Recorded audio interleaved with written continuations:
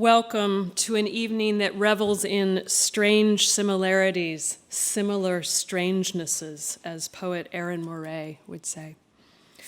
I confess I'm hard-pressed to know what nouns to use during this intro, since it's not entirely clear to me whether Black Mountain College and the Cambridge-based Poets Theatre were schools, movements, radical happenings, speculative communities, progressive pedagogical ventures, and/or pioneering socio-political collectives. Maybe I'll just call them verbs. God is a verb, as one of BMC's great mischief makers and geodesic shapeshifters, try to say that fast, Bucky Fuller would say. One thing is for sure.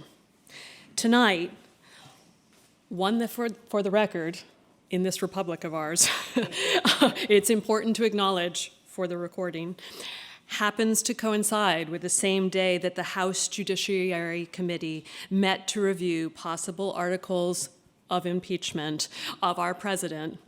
Tonight, we're going to explore two similarly strange, strangely similar, and unquestionably remarkable artistic, educational, utopic, and democratic experiments of the 20th century, a century of which I'm rather fond.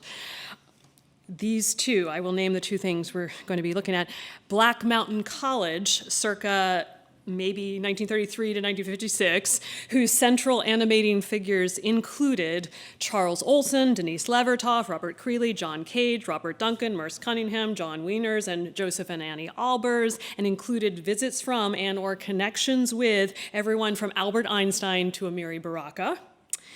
And the Cambridge-based Poets Theatre, circa, to be clear, 1950 to 62, which produced original verse works by such wide-ranging wordsmiths as Mary Manning, Samuel Beckett, Dylan Thomas, Frank O'Hara, William Carlos Williams, and Juna Barnes, until the house literally burnt down.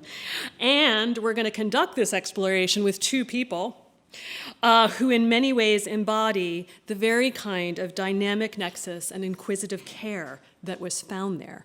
Poet, musician, broadcaster, filmmaker, and editor of the recent, really magnificent compendium, Black Mountain Poems, Jonathan C. Creasy, and poet, experimental novelist, and civil rights activist, Fanny Howe, who also happens to be the daughter of the founder of the Poets Theatre, Mary Manning Howe.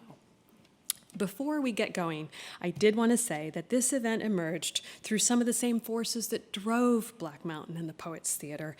As John Cage said of the theater pieces and early happenings that he was involved in, I simply drew upon the resources of the community. I knew, for instance, that I could give a lecture with long silences in it, and that during that duration, other things could go on. I, too, simply drew upon the profound resources of our community, aka what all of you all are doing. We at the Poetry Room believe it is our job not to, quote, hold out, as BMC poet Paul Goodman would say, against the gales of openness, but to let what is already occurring here come in and be given the opportunity to officially and fulsomely and felicitously, that's also hard to say, coincide.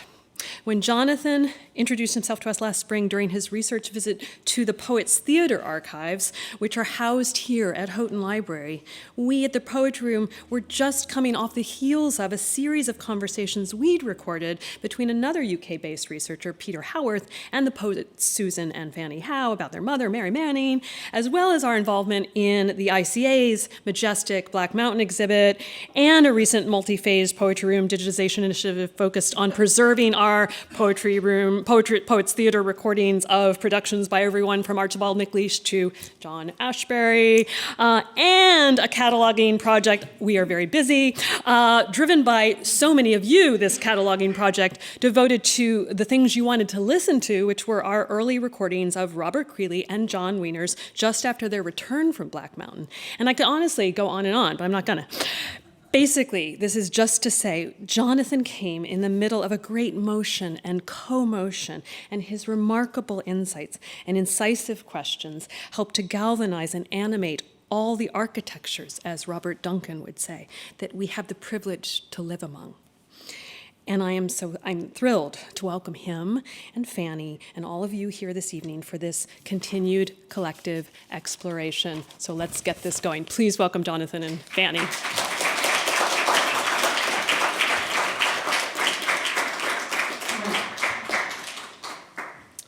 Thank you very much, Christina, and to all of you, and to Fanny, of course. So I am going to talk about Black Mountain College and the Poets Theatre, and then, of course, we're coming to a screening of a film made by Mary Manning and others in Dublin in the 1930s. So we're going to try to make all of this come together, of course. It's a bit of its own experiment, as you've already heard. I seem to be interested in small experimental institutions that fail. At least they fail by some measure of the people originally involved. Where they succeed is in their outsized influence that grows over time. When we look back, they become associated with movements too chaotic to cohere at the time, but that shape what comes after. I'm thinking about two quite distinct experiments, which together draw out exciting examples of the mid-20th century avant-garde and the ways poetry, performance, and sometimes contentious internal politics can create a little flash of exuberant creativity that long outlasts the initial spark. I'm thinking about Black Mountain College, founded in the remote mountains of western North Carolina, where I'm headed in 3 days, in 1933 and closed by 1957. And, of course, the Poets Theatre, founded here in Cambridge in 1950, with its initial spark lasting throughout that decade, followed by the aforementioned catastrophic fire and subsequent revivals, including the Poets Theatre that's active in Harvard and in Ireland and around the world today. And there are members of that theatre here, Bob Scanlon, the director, included. These were distinct places founded by different people for their own purposes. What they share is a sense that a kind of impoverished amateurism, mixed with serious intent and actual talent, might create something new in societies otherwise frightfully outmoded. They confront their times with embodied arguments for radical change. There is a contradiction between these high aims and the limited means of the people self-selected to achieve them, but it is a generative contradiction. It says that acts of artistic and intellectual communion on a small scale can instigate a change of the national mind. One constant in looking back at places like Black Mountain and the Poets Theatre is discovering from which back pages of history our ideas sometimes spring. We may also find means for the continued change we desperately need. I often think of a line from Black Mountain College co-founder John Andrew Rice: "The world as it is isn't worth saving. It must be made over." Of course, this evening, I have the pleasure of being here with Fanny Howe. You know her as a longtime Cambridge resident and great Irish-American writer. She is also, as was mentioned, the daughter of Mary Manning, who we will be talking about, the Dublin-born actor, playwright, novelist, filmmaker, and on in her creative pursuits and achievements, who co-founded the Poets Theatre and thereby created a link between the theatrical and literary movements of the Irish revolutionary and post-revolutionary period, sometimes referred to as the Revival, and what was planned as an emerging American verse drama. That distinction of Manning's only goes so far in illustrating her central creative role in a number of experimental projects across artistic forms. In particular, as we're coming to at the end of this evening, she was a pioneer in the second wave of silent Irish film, a role largely forgotten and which we are here in part again to celebrate. Preparing for this evening, I looked over books on Irish film history. There are not many, and they cannot be found in the libraries and bookstores for the most part in Dublin. I did, however, find some old dog-eared copies in a back room on a bottom shelf in the UCD library, and across these books, Mary Manning is mentioned exactly once. I'm happy to say that work is being done to correct this oversight and neglect. I'm happy to be playing some small part in that, I hope, and with what we're doing here and perhaps what we might do moving forward. After the conclusion, as was mentioned, there will be a screening of Manning's film By Accident, and it's a really exciting opportunity to see something like this. We were lucky enough to get this copy, this print, this digital print, from the Irish Film Institute in Dublin, and of course we do have to thank them. In it, we'll see how Manning and her colleagues' experimental sensibilities marked them as visionaries in Ireland of the 1930s, an otherwise staid and conservative time following the Revolution and Civil War of the previous decade. Regarding Black Mountain College, which we're fitting together here, part of the current of mid-century experimentalism in art and education, as Christina so well put, we are here particularly to mark the publication of this book, Black Mountain Poems, this concise anthology I had the wonderful opportunity to edit and introduce for New Directions. As for my background, in terms of whatever authority I might have to speak about this, I did do doctoral work and wrote a thesis on poetics and pedagogy at Black Mountain College in Trinity College, Dublin. I'm still based in Dublin at University College, where I'm working on the Poets Theatre, Mary Manning, and other experimental transatlantic Irish-American happenings around that time. I also wrote a creative book called The Black Mountain Letters that drew on a lot of this material for something that I called an expository elegy of poems and essays. Around this time, Barbara Epler invited me to edit and introduce this book, and that's how it came about. As a practicing poet myself and as editor of this book of poems, I've been looking closely at whatever forms we find fit to call poems and whatever artists, poets, associated with Black Mountain. But exploration of Black Mountain is emphatically a cross and multidisciplinary endeavor. I came across Black Mountain through the letters of Charles Olson and Robert Creasy, but I've come to find that anybody interested in Black Mountain and the many different artists and thinkers, not people primarily associated with the arts or creative arts necessarily, how many different ways there are into this place, and then how many different ways we can come out of it as something of changed people and artists and thinkers. As an aside, I do have to say, too, I've always found it funny that in those Olson-Creasy letters, Creasy somewhat brags to Olson that he attended Harvard but left 1 year short of the fatal approval, which I always found funny. I'm just going to read a bit from the introduction of the book that's titled A Grammar of the Art of Living. Grouping writers into schools has always been problematic. The so-called Black Mountain poets never identified themselves as such, but the facts of their union spring from a remarkable instance of artistic community, Black Mountain College and the web of interactions the place occasioned. Founded in the mountains of western North Carolina in 1933 and closed by 1956, the college was one of the most significant experiments in arts and education of the 20th century. In recent years, a number of international exhibitions and publications have appeared, showcasing the range of artwork produced at the college's two campuses, the first situated at the YMC Blue Ridge Assembly, and the second at Lake Eden in the Swannanoa Valley.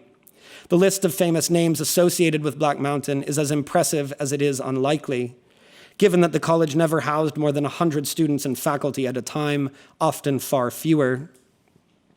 Difficult questions persist in attempting to define a Black Mountain school of poets. Do we look to the physical and historical circumstances of Black Mountain College, or the complex patterns of friendships, influence, correspondence, publication, and collaboration that constitute the broader notion of this artistic coterie? Charles Olson, the nucleus of what we have generally considered Black Mountain poetry, began teaching at the college in 1948 and became its final rector in 1953.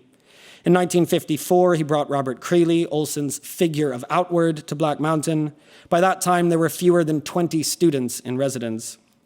However, through a network of relationships and correspondence emanating from Olson's little hotbox of education, the instigations of Black Mountain College made an impact on artistic circles in New York, San Francisco, Los Angeles, and elsewhere. The open field poetics of Olson, Creasy, and Robert Duncan in particular have influenced generations of poets. Still, the supposed Black Mountain school of poetry is difficult, if not impossible, to define. Olson said himself, "I think that whole Black Mountain poet thing is a lot of bullshit." I mean, actually, it was created by the editor, that famous editor of that anthology, Mr. Allen. There are people, for example, poets, who just can't get us straight because they think we form some sort of a clique or a gang or something, and that there was a poetics. Boy, there was no poetics. It was Charlie Parker, literally. It was Charlie Parker. Donald Allen's anthology, The New American Poetry, 1945 to 1960, includes poets Olson, Duncan, Creasy, Denise Levertov, Paul Blackburn, Paul Carroll, Larry Eigner, Edward Dorn, Jonathan Williams, and Joel Oppenheimer under the Black Mountain banner. Allen makes this selection based on publication in two important little magazines of the 1950s, Origin, edited by Sid Corman, and the Black Mountain Review, edited by Creasy from 1954 to 1957. Two small presses, Creasy's Divers Press in Majorca and Williams' Jargon Press, founded in 1951, just before he arrived at Black Mountain, published early works by many of these writers. Critics and editors have also argued that Black Mountain poets can be understood in relation to Olson's projective verse essay from 1950, in which he argues for a breath-metered poetry that breaks free from the verse which print had bred, as he writes. Yet just as he rejected the idea of Black Mountain poetry, Olson diminished the importance of his 1950 essay. Much of his work is concerned with the visual elements of poetry on the page, as well as with sound projected on the breath. Susan Howe, one of Olson's poetic inheritors, argues that, quote, feeling for seeing in a poem is Olson's innovation, and that this vision separates Olson's epic, the Maximus poems, from his predecessors Ezra Pound and William Carlos Williams, and their verse epics, the Cantos and Patterson. Poems can be performative, but also plastic and pictorial. In reference to Black Mountain, Olson once told Creasy, "I need a college to think with."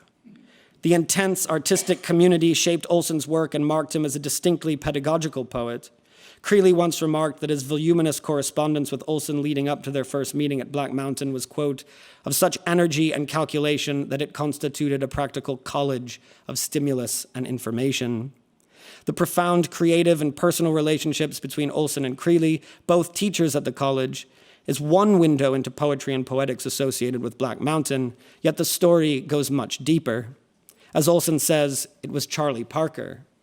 It was improvised, open-ended, subject to chance and change. What is all too obvious is that Allen's grouping of Black Mountain poets leaves out a number of writers who have more to do with Black Mountain than some of those who appear in the New American Poetry. Olson, Creasy, and Duncan taught at Black Mountain, and Dorn, Oppenheimer, and Jonathan Williams were students there.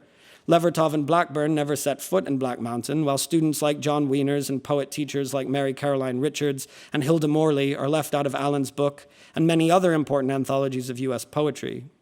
Olson rejected the idea of a common Black Mountain poetics. But if we look to the actual facts of the college, the teaching, learning, and experimentation that went on there, and the extraordinary artists on its grounds and in its orbit, we find certain elements of process, form, and content that reveal shared aims in their work. The college's founder, John Andrew Rice, envisioned an institution that would take the progressive model as professed by John Dewey and push it further toward a new vision of education within democracy. It was not an art school.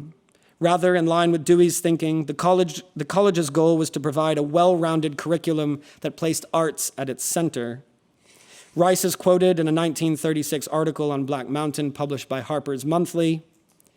Here, at Black Mountain, our central and consistent effort is to teach method, not content, to emphasize process, not results, to invite the student to the realization that the way of handling the facts and him amid the facts is more important than the facts themselves. There is a technique to be learned, a grammar of the art of living and working in the world. Logic, severe as it can be, must be learned, if for no other reason than to know its limitations. Dialectic must be learned, and no feelings spared, for you can't be nice when the truth is at stake. Man's responses to ideas and things in the past must be learned. We must realize that the world as it is isn't worth saving. It must be made over. These are the pencil, the brush, the chisel. Though the founding principles laid out by Rice in the 1930s rarely come into discussion of Black Mountain poets, I can think of no better statement to unify the group of writers later associated with the college. Another founder, Theodore Ted Dreyer, writes, Black Mountain has stood for a non-political radicalism in higher education which, like all true radicalism, sought to find modern means for getting back to fundamentals. Black Mountain was not, however, isolated from the political realities of its time. We can point to the role the college played in the civil rights movement. In 1944, 10 years before Brown v. Board of Education, the college took controversial steps to integrate the campus. The dissenters in the college did not object to racial integration. Rather, they were fearful of threats and reprisals from some of their neighbors in Buncombe County, North Carolina. One teacher wrote, "It is the better part of wisdom not to invite trouble by declaring open warfare against the South." As an initial measure, the college decided to accept an African-American student, Alma Stone Williams, to the 1944 Summer Music Institute. She became the first black student to integrate a white college in the South.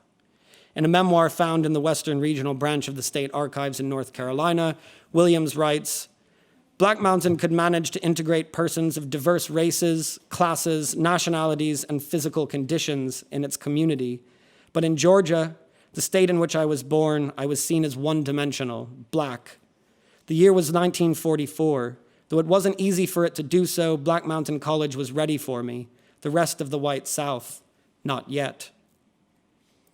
I'll just skip to one paragraph before I finish reading from this. In making the selection for this volume, I rely on years of keeping these poets close to my own heart and mind. The discovery of their work and the attendant fascination with the people and place of Black Mountain College has shaped my writing and thinking. Olson reminds us that life is involvement with itself. The power of these poems exists in a ceaseless inward searching and outward projection of simple human truths through the activity of poetry. Poems as the measure of a life. They are involved in scriptural communion and conversation. Just to read one poem, I thought it appropriate to read the first selection from Denise Levertov in the book, a short poem titled Action. I can lay down that history. I can lay down my glasses. I can lay down the imaginary lists of what to forget and what must be done. I can shake the sun out of my eyes and lay everything down on the hot sand and cross the whispering threshold and walk right into the clear sea and float there, my long hair floating and fishes vanishing all around me. Deep water. Little by little, one comes to know the limits and depths of power.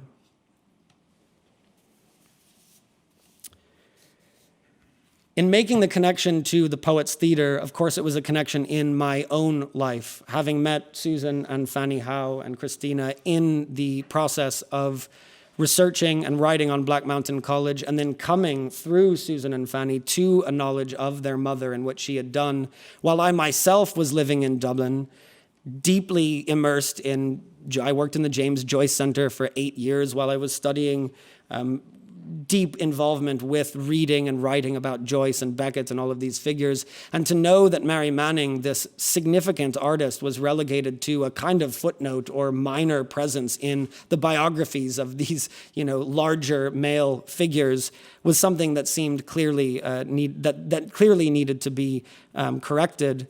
Of course, the Poets' Theater then, in this idea of institutions, experimental institutions that against odds and with no real means, certainly no real financial means, set out to do something entirely original and extraordinary.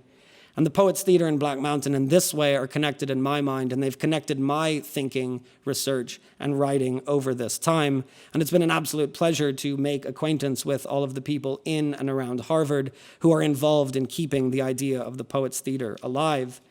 Rather than reading loads more from that, what I want to do is just point out a few things, and Fanny can certainly say more about Mary Manning and the Poets' Theater than I can, but a few things I wanted to draw your attention to that might give us a sense of where we're going. There's a lovely short memoir called The Poets' Theater, a memoir of the 50s by Nora Sayer, in which she says, the original Poets' Theater, founded in 1950, was a loose affiliation of poets living in Cambridge. The senior members included Richard Eberhardt, John Ciardi, and Richard Wilbur, and among the fairly recent Harvard graduates was Lyon Phelps, who initiated the concept of the theater, Alison Lurie, Edward Gorey, Donald Hall, John Ashbery, and Frank O'Hara. You get these lists in your mind from these places as well, which are sometimes problematic, but they're definitely helpful in acknowledging just how significant these small institutions really were. The objective was to generate work by poets who would act, administrate, direct, and sell tickets while retaining total control of their own writing. There's a connection to Black Mountain here too, in that it was entirely self-governed. The idea of a rector was simply a guiding force, theoretically, while students and faculty actually governed the college itself.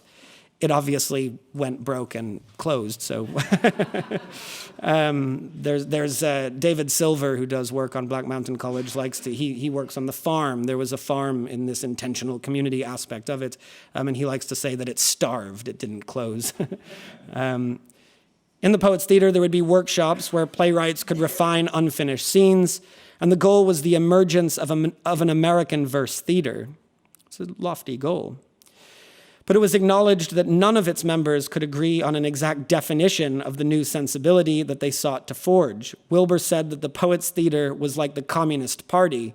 Everyone belonged to it, but no one wanted to admit it. A galvanizing force was Molly Howe, also known as Mary Manning, the Irish playwright and novelist who had trained at the Abbey Theatre in the 1920s, where she was rehearsed by Yeats in The Countess Kathleen. She said that Yeats was an appalling director. He sat in the back of the theater, vaguely waving his hands to indicate where and how the actors should move. Her first plays had been performed at the Gate Theatre in Ireland, sometimes called the Lady Gregory of the Poets' Theatre. She was its theatrical conscience. She knew better than any of her young colleagues what was playable, what would or wouldn't work on stage. And since Yeats and Synge had been able to revolutionize the theatre in Dublin early in the century, and in equally threadbare circumstances, she felt that something similar should be possible in Cambridge, Massachusetts in the 50s. There's a beautiful letter that I turned up in archives. I'm not sure if Fanny would have ever seen it. I believe it was written to Susan by Mary Manning, I think in the 1990s.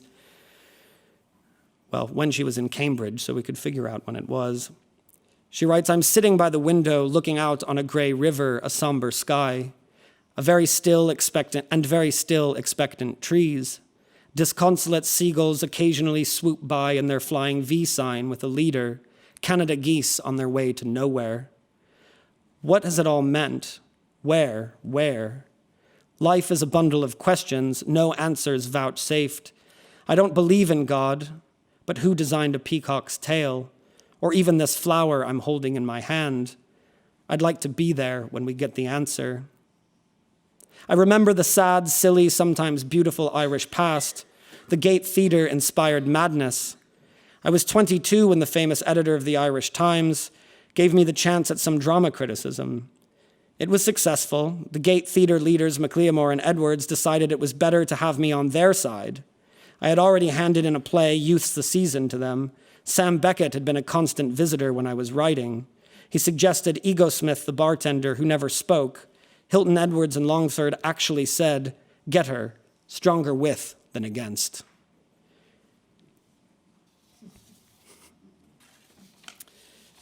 I'll skip to the end of the letter. Then Polly asked me to stay with her in Boston. Goodbye to all that, I said, as I boarded the ship for the USA. All in the past. I was not very good at anything, she says. Fluttered excitedly from tree to tree, and now all feathers gone. In 1977, Mary Manning contributed a piece to a book called Enter Certain Players that commemorated this period in Irish theatre. And she says something that I think is perhaps very apt for the Poets' Theatre and Black Mountain College. She says, "Very few group movements in the arts last very long. They are like the months of spring with the darling buds of May bursting into summer, and then slowly they decline into winter, and there is never a second spring." Finally, I just wanted to point out Manning's incredibly important role and somewhat neglected, or very much neglected, almost forgotten role in the history of Irish film. A large part of this is the fact that the Irish film industry, after this subsequent burst of energy in the teens and 30s, essentially dried up and failed. The two waves in Irish silent film were in 1914 to 1926 and 1930 to 1935. The 1930 to 1935 periods in which Mary Manning was active were the experimental period of Irish silent film, and she was involved in 5 out of the 6 films produced in that period. And what they were trying to do, along with other artists in other media in Ireland at the time, was to correct, and this is still going on, but outside versions and visions of Irishness on screen, particularly, of course, in that time in Hollywood. There is a great online project called Women Film Pioneers Project, and there's an article on Mary Manning in that online compendium of essays, and I definitely recommend it to you. She founded with Norris Davidson, who worked on a number of these films as well, Irish Amateur Films, which was, again, like the Poets Theatre, this band together of young, active Irish artists trying to do something on a shoestring and creating these rather remarkable works of experimental art. She was also involved most famously with the 1935 silent film Guests of the Nation, based on Frank O'Connor's story set in 1921. And this screened in the Gate in January of 1935, just before Manning left Dublin and moved here to Cambridge. To point out a few things that you'll see in the film, and before Fanny talks, and I'm nearly finished, you will see in the film that the accident occurs at what looks like the Martello Tower in Sandy Cove, where Stephen Dedalus rises on the morning of June 16th, 1904 in Ulysses. Our hero ascends, perhaps imaginatively, Nelson's Pillar on Dublin's central thoroughfare, O'Connell Street. He looks down from the same viewing point as the ladies in Stephen's Parable of the Plums, also in Ulysses. He looks up to the figure of Nelson, image of British Empire, and down onto the busy street of Ireland's modern capital. Nelson's Pillar was bombed by the IRA in 1966 and torn down. In the 2000s, the Spire of Dublin was erected in its place. This non-monument is locally and not so affectionately referred to as the stiletto in the ghetto, or simply the spike. Perhaps appropriately, a life-size statue of James Joyce leaning on his ever-present walking cane stands some 50 meters away, looking archly over at the spire and the GPO, site of the 1916 Rising. This Joyce is known, more affectionately, as the prick with the stick. So Manning's world, and by accident, is immediately redolent of Joyce. Our hero dies, wakes, and dies again in a city populated by strange, mocking faces. He drives with a white-bearded god through Phoenix Park and confronts his own absurd mortality through a dreamlike day in Manning, Beckett, and Joyce's dear, dirty Dublin. Thank you, and enjoy the film, and welcome, Fanny.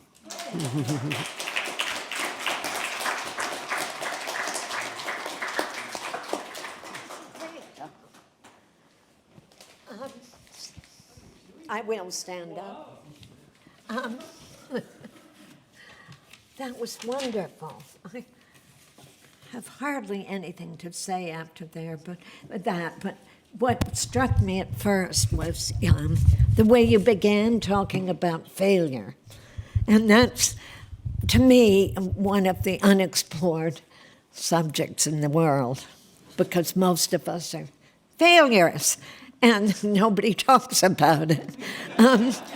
But the Black Mountain Project had built into it experiment and failure. You weren't supposed to start out with a theory and then, the way people are now in universities, to start with a theory and then come up with your vision of the theory. This was much better because it was you start with a wreck and you end with a wreck, but something in the middle of it is worth salvaging. My mother was born in 1905, surrounded by a host of powerful women in Ireland. That can't be exaggerated more, and several gay men. This was a great band of people who joined the Abbey and Gate theaters to form an adventurous bond with European and Russian storytellers. It was the thing of Ireland had become very nationalistic and talking about the old sod all the time. And the theatre had sort of degenerated after the rebellion into a kind of self-loving Irish-only scene. So the great thing about the moment of the Gate Theatre was they did begin to bond with Europe and the outside world and to want to produce plays that were not just Irish. They were socialists, most of them were socialists, and their director described them as a bunch of upstarts, uncomfortably progressive and intensely alive. My mother wrote herself that it was the happiest time of her life. And thankfully now with this, what you say about there's a renewed interest in the women that were forgotten in the theatre in Ireland, she is sort of getting a little time. She directed one film called Bank Holiday, which is now completely lost, and served as a screenwriter, assistant director, performer, and producer for several other plays. And she wrote film criticism, which was very devastating for people, for the Irish statesmen. People were terrified when she came in to review the play. And the little film that I unearthed, thanks to my Uncle John, who was her brother, John Manning, who was the cinematographer for all the films, The Guests of the Nation, too. He was an engineer and an artist, really. And so he was the one who brought me down to the Irish Film Institute and said, there's more here I would love you to see. So this short film, still unrestored, was made, I just have to emphasize what you said too, was not one person's idea. It was a collective. They all worked together.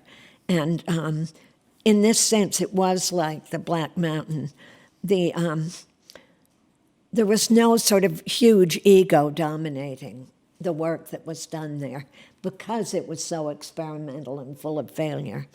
And so the plot is simple, as you said. A young man ruminating on suicide commits it by accident.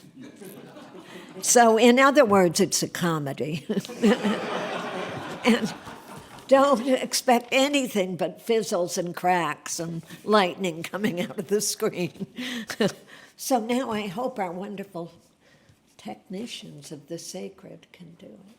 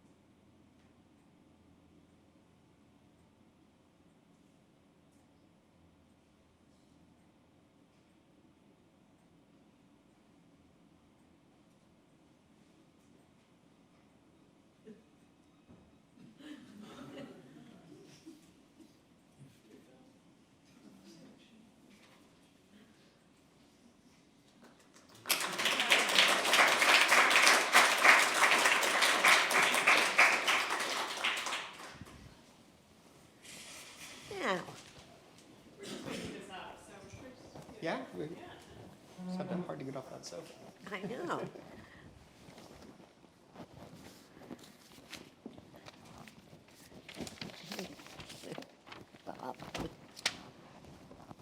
Yeah, so if you... Yeah, I mean, if you have any questions, I also know there are people who have, yeah. Yeah, memories of, yeah. Be nice to hear from. I have a question immediately about the film. Is this on? It's just a recording. Oh, okay. Fanny, do you know if Sam Beckett ever saw that film? I'm sure they all were in it together. Because there are several scenes in there that feature in Beckett work, various kinds. Cascando, for instance, digging a little hole for his, by the seashore in the rocks. And That's great you noticed there's a ton of stuff. because I wouldn't have known it. Many that different I could images, tell yeah. it was a parody of Beckett, who was a great friend of ours, and it was always in a depression. But And in it used to drive her 1930, mad. he was in London. He was one. He was in London in 1930, going through the worst part of his life. So none of this work, all of the work is subsequent to this film. The work that's full of allusions to all of that. And are there films in which your mother actually appears? No. There's one of the films that are still around. It's called Screening in the Rain. And it's a picture of all the people from the Gate Theater at a cocktail party on the grass with rain pouring down. And then, but I thought she might be in that, but I think she and her brother were filming it probably. So. Fanny and I were noticing that her name's not anywhere. No, it's a total erasure. Erasure. Well, you've also started a project, the Poets Theatre, as I've already said to you both earlier. The present Poets Theatre would love to get involved in this and continue to build on this, not only with the poetry from Black Mountain, which is something David Goulet and I have done with the ICA already, the combination of these glyphs, as Charles Olson That's called them. right, yes. The combination of a poem triggering a painting that would then trigger a piece of music, everyone responding in a group of 5 or 6 artists, choreographers, theater producers, and we actually have wanted to revive precisely this type of thing among our contemporary poets. And since we've already made Boston, Belfast, Dublin connections, I encourage us to follow suit. Yeah, yeah. This is a great presentation. Thank you Yes, both. it was a superb talk. Yeah, you're referencing the what Bob's talking about in terms of that exchange. They called it Glyph Exchange at Black Mountain, and I believe the first one was Olson, Ben Shawn, and Catherine Litz, the dancer. So dance, That's right. poem, dance, drawing, and then this circulated throughout, and music, of course. Yeah. This is David Goulet speaking now. We're in conversations with some poets and composers in Vermont, including Sidney Lee, the former poet laureate of Vermont, Ellen Bryant Voigt, and a number of serious composers. They had a project about 2 years ago in which composers wrote music for poems that had been recited by the poets. There are now several DVDs out which show these performances, this sort of cross-pollination between music and verse. And apparently now they're doing just the opposite, which is to say the composers compose and then the poets write poems about the music. So we'd like to bring them down to Cambridge, down to Boston. And Well, there's something in terms of the Beckett, the Irish composer Benjamin Dwyer, who I work on several projects with, has done Beckett work recently. What is the Word, with Barry McGovern doing the narration. So there's this work's going on in Ireland as well. So it's quite interesting. Yeah. Well, the Poets Theatre for the centennial, the Beckett centennial, actually reset Cascando in words and music with new music composed by Marty Perlman of the Boston Baroque, one of our more successful projects along those lines. But because you're a musician yourself, Jonathan, and a poet, I invite us all to do these projects. I'm there. It's just very exciting, and you've really opened some fantastic possibilities. Yeah, he did. Great. I have a suggestion for you. Yes. The Helen Adams' San Francisco Burning, which was a famous production, Hanging Loose Press republished a complete edition of it, including Al Carmine's original music and Jess's illustrations. And we would love to see a production of that, revival of that production. Be happy to provide you a copy. By all means. Yes, Michael. We've all got a lot of work to do, it sounds like. It's just somehow so moving to me to see that amateur film and the way they just call themselves an amateur film company. Who would do that now? You know, I mean, with all the pride raging. This is just so great. It was, The IFI Irish film. Oh, yeah. yes. Pretty iffy film. But it was very much following on the war that happened at their feet. I mean, my mother used to describe walking to school with bombs going off as she went along. So my uncle saw a boot fly by with a foot in it when he was walking to school. And so it's similar because so many of the Black Mountain people were remnants of World War II. Sure. I mean, there is something about where they all come out of and the violence and the disruption. And many had to leave Black Mountain during the war as well, in the earlier period, yeah. Shaped by it, certainly. That's right. So it's about remnants rather than confidence. It's like being blown apart. And then, so I think that, to me, is an interesting link between the two events historically. Yeah, I think something that interests me about Manning as well is her close relationship with her aunt Louis Bennett as well, which is who was absolutely. Louis Bennett. So at the same time that a lot of this political activity and revolutionary activity is happening, there's labor movement and unionization movement, and she was involved heavily. I mean, she was the leader of that. The laundry workers. Yeah, exactly. Yeah. And they lived together or lived in the same They house did, for in a period of Killiney time. with the mother. Yep. And it was very powerful women, Lady Gregory, Maud Gonne, and that's an important sort of generative feature to all of this, that you would be able to do that. But then my mother felt the pressure she had to get married, and that's why she came over. And it was the biggest mistake. It really was. Well, we're glad you're here. I still consider it a mistake. Suki and Helen. There. Yeah, I know. But honestly, that pressure on women, it's terrifying to actually see it acted out like that. But she was really peaking. And in Ireland, you could be a powerful woman and have tremendous influence and live a long life. And they were so worried about being single.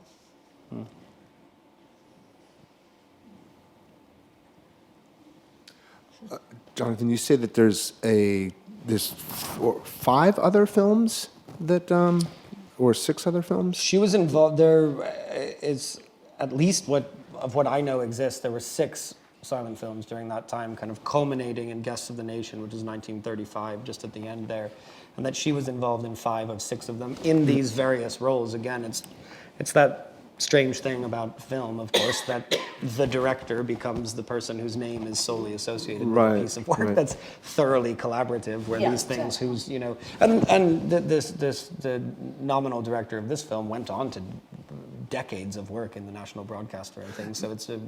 What would the screening circumstance have been for these films? So, like, what opportunities would they have had to be seen at the time?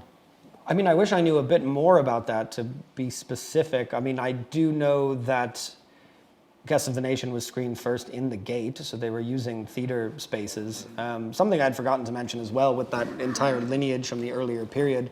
Of course, Joyce opened the first cinema in Ireland in 1909 at the Volta. And so screenings, there was a public for these, and there were cinemas and exhibition spaces. I don't know a huge amount about the detail of that at this point, but yeah, there certainly were opportunities for exhibition, and there was an audience for it as well. Yeah.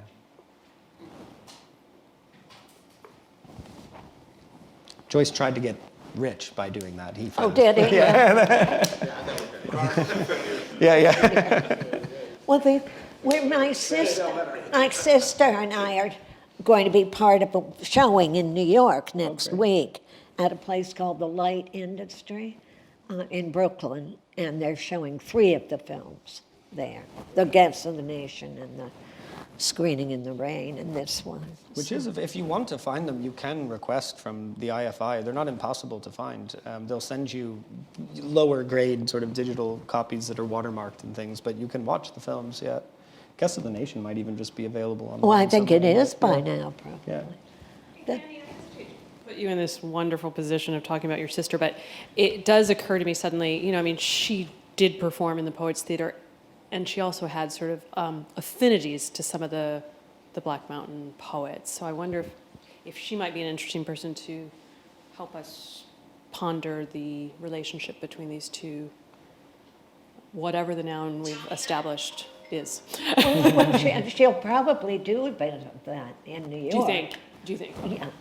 But Might you do it for us, or that I would do. No, she would be the one. Okay. to do. all right. There definitely is something, and worked in the Gate as well for a year in She did Yeah, when she yeah. was 18.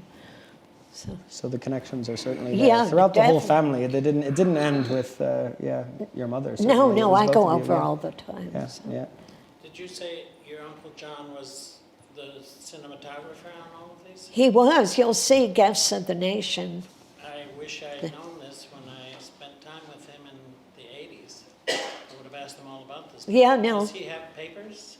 Are there John I have a few little pathetic wrinkled old papers. Because And his he has. house was heaped with. He relics threw and everything in. newspapers He and gave things to the books.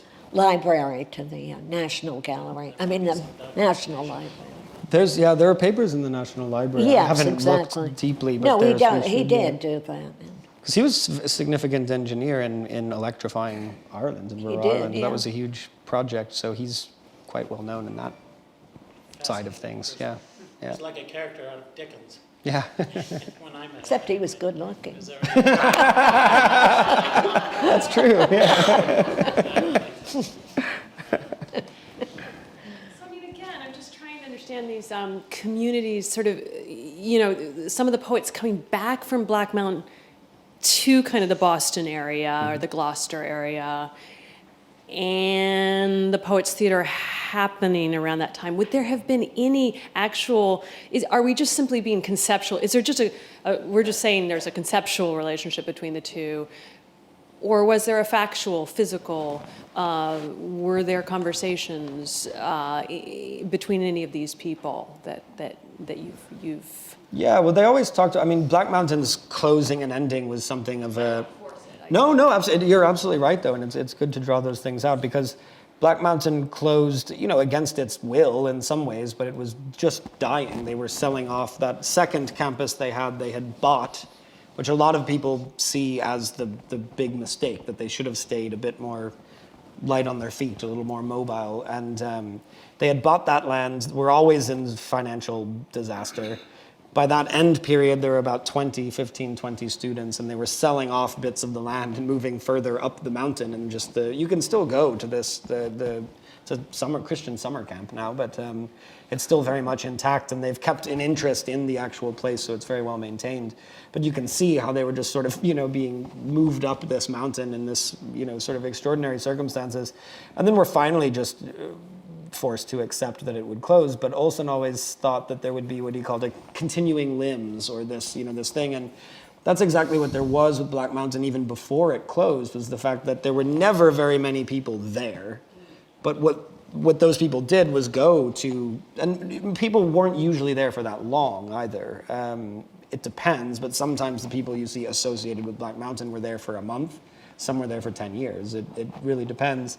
But they would go to New York and Boston and Cambridge and Los Angeles and Chicago and London and Paris, and these things were moving around. So just like with, so-called Beat or New York School, or they were all over in these different places. So certainly the conversations and, informal kinds of conversations at bars and, readings and things like that, I'm certain were happening, yeah. And then ideas of, and in much more specific ways, communities that came out of that as well. MC Richards and David Tudor and John Cage left and went To Buffalo. yeah, in New York, yeah. And so there were even other intentional community type, things that sprang out of Black Mountain as well, yeah.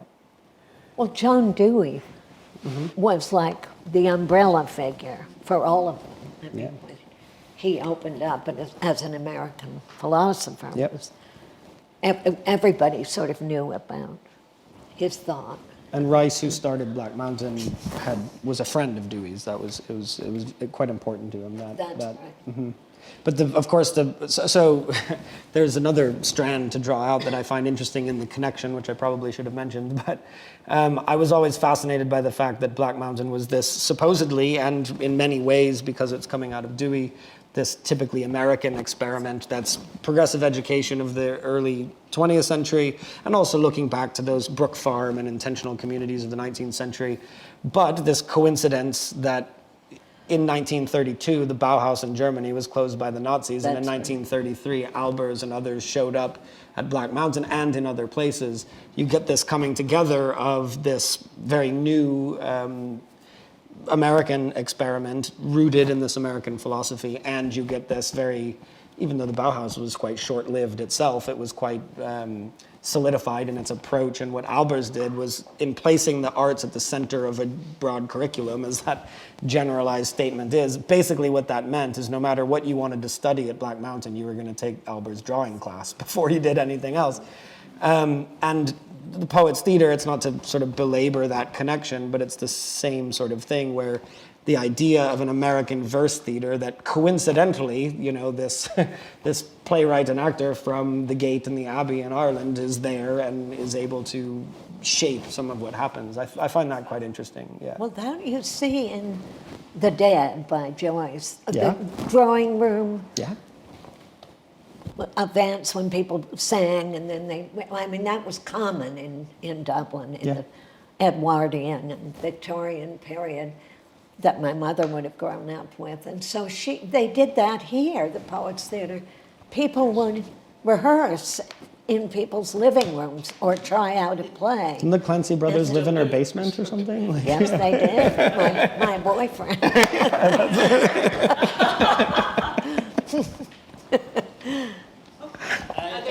another mic coming up from the left. If some of this is for the record, I have to report that when we revived the Poets Theatre 6 years ago, Dick Wilbur and John Ashbery were still very much alive and encouraged us tremendously. We turned to them. We wanted them at the first revival event, which was under Milkwood, also written That was at the beautifully Poets done. I Theatre. went to that. And he said to me, I am too old, I can't get there, but I'd like you to say from the stage, and I did on that reopening, we were founded with a vengeance. Please keep that edge. Yeah. And John Ashbery, when I told him and asked him for a contribution of something, he says, oh my goodness, I didn't know that.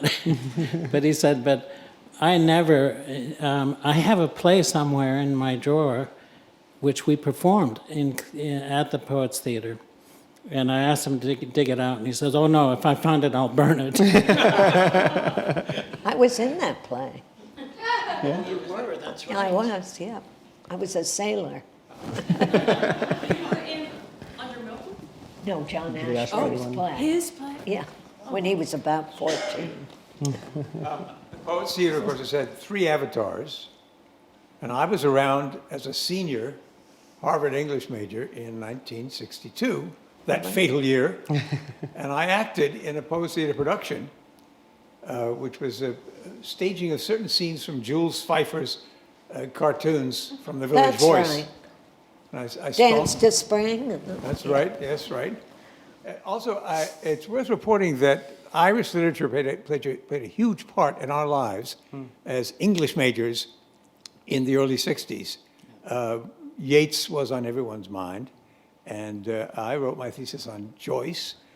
And also, the great Gaynor Bradish, who was my tutor in Dunster House, who was also the mentor of Arthur Kopit, had been to New York and seen the first production of Endgame, and he said, we're going to do that in Cambridge. So I was in the second American production of Endgame, which was in the Dunster House dining hall. And That's it was great. really good press. It was not a Poets Theatre production. It was a Dunster Drama Society production. But that intensity, unfortunately, Gaynor and other people interested in what you might call cutting-edge drama were not kept on in the English department at Harvard, and we don't belabor the point. And the reasons for that. Many of our greatest professors, including the great Richard Bourrieu, who taught a groundbreaking course called Joyce, Lawrence, and Faulkner. He also was not kept at Harvard. George Pierce Baker. So, but the Poets Theatre had an office, as I recall, the office, not the theater, in an office, walk up right across the street from the back door of Widener, above the, what was the name of the bookstore, which then moved down to Brattle Square. There was a bookstore directly across the back entrance of Widener? yeah, Widener, on Mass Ave. I The walk don't up. remember that. No, I don't. There's someone there, I want to say Bob Hilliard, but that's Somebody that should slips my mind. remember. And then, of course, in the second Avatar, some of you may recall, there was a 1989 Awake for the Poets Theatre held at the John F. Kennedy Library down in Columbia Point. Right. And Seamus Heaney read wonderfully. And then your mother said, why do we need Awake? Let's bring it back alive again, like Tim Finnegan. We'll dip a little whiskey spilled and we'll bring it back again. And it was back again for 12, 14 years. And in fact, it was only on your mother's death that the wind came out of the sails for that second Avatar. Yeah. And then a few of us, and I acted then too. So I've been associated personally as an actor with the Poets Theatre since 1962. And I'm deeply committed to this, the experimental quality, and also teaching actors how to speak poetic language, and teaching poets to think about the stage as a place where they may be welcome. It's a slow and onerous process. There's a kind of, as Joyce would say, a disappointed bridge between these two camps. But we keep the faith, don't we, Bob? We do as much as we can. Well, thank you. Well, this is great. You've made contact. Yeah. Yes. Of course, we just had a visit from Michael Longley and his wonderful wife, That's great. Edna.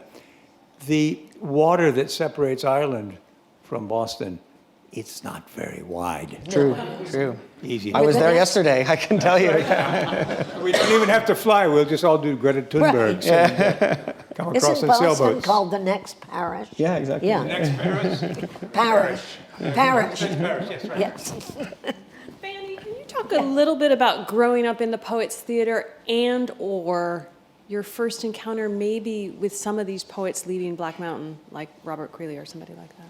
I mean, just sort of, what was that like? What was Cambridge like? See, it was just what was the world to me. I wasn't impressed by it at all. It was just shuffling people around. The thing was, I mean, there was a liveliness to the Poets Theatre when it was on Palmer Street, which was so much fun. And so everything was fun. That was really it. And you didn't have great expectations. Costumes were falling off and lighting breaking down. It was fun. And so there was the Mr. Pankhurst in the basement with all his costumes and everybody getting undressed in front of each other.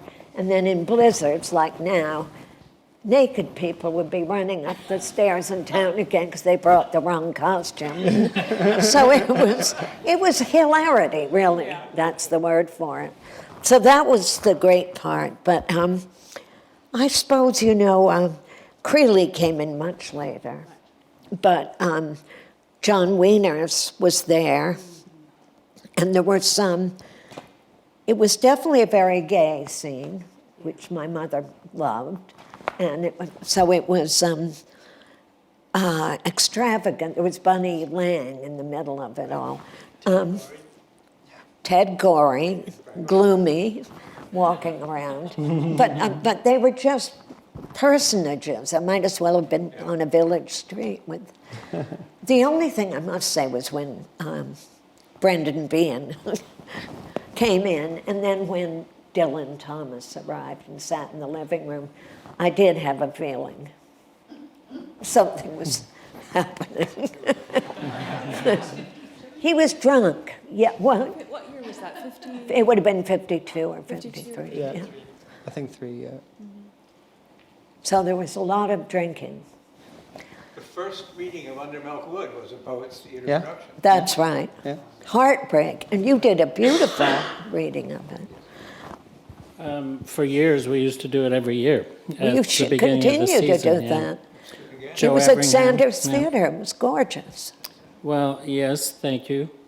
I made a new partition because I've always felt, especially from doing it year after year, that the original partition created by Dylan Thomas is simply hogging all the roles. He was playing bottom, and basically saying, no, I want to play her too. I mean, he did all the roles, too many. He assigned too many to himself. And as a result, the evening had a kind of lopsided, it was rhythmically wrong. I partitioned it for 14 actors, and we brought in a stellar cast, and it worked to perfection. We should do that one again. You have to do that. It's just beautiful to We have hear that on those. film, by the way. Oh, wow, okay, yeah. And the fact that it was first read here is just an extraordinary thing to continue, yeah. They can Fog Museum Yeah, in a classroom. yeah, it's incredible. We Any tend other to think of like educational spaces as stultifying in some ways, but both of these seem to suggest, like, I mean, both Poets Theater and Black Mountain, you know, some of the most experimental things are happening, and I can say as the curator of a recording archive, some of the most interesting experimental sound things are actually pedagogical in that period, like are a learning. So there's this weird way in which Harvard, of all places, I mean, God, is actually this generative and dynamic. You know, I just wonder if you could talk, Jonathan, a little bit about, or Fanny, about how education, professors, all this, how professors and artists and all this, and communism and all this is coming together.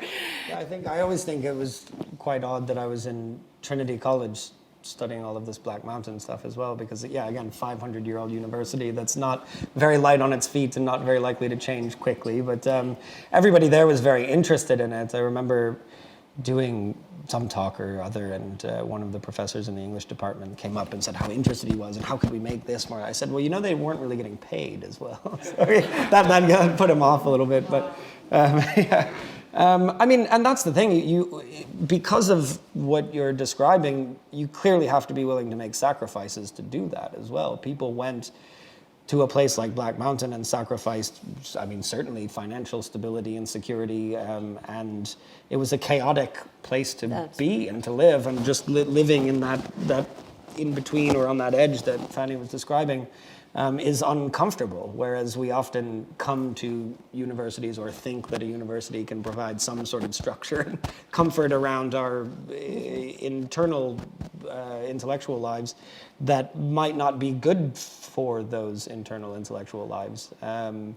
But comfort's nice sometimes too, so we're drawn to it, I suppose. And that's also why I think these are generally short-lived experiments as well, because you can't sustain that for, even the Albers, Joseph and Annie Albers are two very important people in the history of Black Mountain. They were there longer than anybody, and they were there about 16 years. They had to take breaks every once in a while. They did their travels in Mexico throughout some of that time.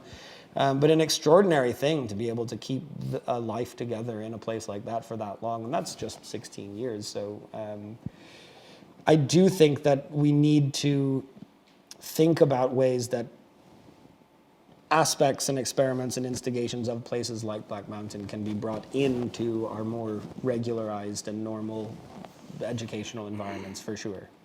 And I spend some time thinking about that, yeah. But there's a lot more there, yeah. I think Bard College does that. Yeah, You sure. know, there are places. Yeah. Oh, there are places, yeah. Yeah, yeah.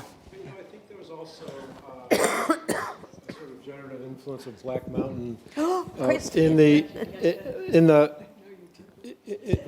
New York in the '60s, and the Paul Goodman connection to the free school movement that evolved out of the '60s and early '70s. Again, most of those alternative schools, several of which I participated in, were these radical experiments that were all failures. We all That's it, yeah. We all worked for nothing, and they were sort of democratically run institutions, and thrilling moments in my life, and they have a legacy, I think, and yeah. It's important to remember, I think, for me, just to on that point, I was thinking about it, that when I mentioned that the list of names is something that can do disservice to the whole thing, is the fact is most of the people who gave up whatever they did in order to create that are completely forgotten as well. They're not the famous No, names you're that we right. think about. Yeah. And anybody involved in those places tends to remind people of that it isn't just a list of great names and great events. They have those, and we have those, and those continue, but it takes a lot more people than just that, and we don't remember them. So that's another thing to keep in mind That's about right. trying to recreate something like that, yeah. Well, it does have to do with failure, being willing to be part of a great failure. And authorization too, I think, because you think about all these communities that you're talking about are not authorized by any institution. That's true. Wasn't you're even right. accredited. No, Yeah. you're right, absolutely. One of the most thrilling things, Christopher Wagstaff put together a field show around Robert, Duncan, and Jess. And to walk into there, and I was there to see Robert and Jess's stuff, and there were other poets that I knew, of course. I've got it, it's there. She's got it. He's got it. But there was also this whole clutch of people that I'd never heard of that were doing masterworks. And when you started looking at biographies, everybody was working in flower shops and ice cream stores and waiting tables, and also producing really wonderful, wonderful art as a life, and not as something that they were doing to, I'm going to succeed and then I'm going to make a pile of them. And nobody did, And when you go back, think about the other thing I wanted to say was that the interest in Black Mountain to me was the dispersal. Because when that energy dispersed, it went New York, Gloucester, San Francisco. And I remember as I started to poke my head out in the 70s in San Francisco, I suddenly found myself at a table, and everybody was, well, I was at Black Mountain. It's like, really? Who are you? And everybody was still quite active and doing things. And the teachers that I had were also employing stuff that, as I started to read about Black Mountain, had been going on there. And so there was an immense dispersal of that energy into. And there's a lesson in that too, in that there was probably a time, and there are some places that we can think of where one, as a teacher, artist, could get a job, a position in a university without having the typical path and credentials, and many of those people ended up exactly that way. A funny story about Creasy is that he had never graduated college, and sometimes it comes up in writings about Creasy that he was a student at Black Mountain, but that's because when he wanted to get a job later, Black Mountain was already closed, but Olson still had all the official, stationery or whatever it was.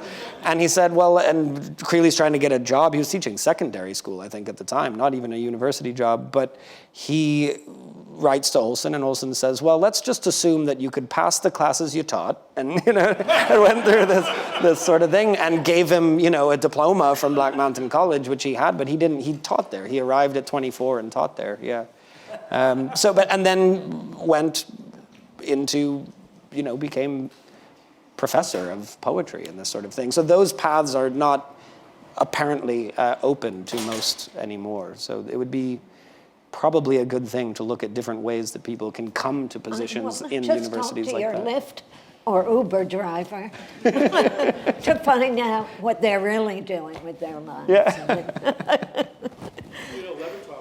she has an essay about her experience her experience as a poetry teacher, it's called the untaught teacher. She never went to school. Yeah.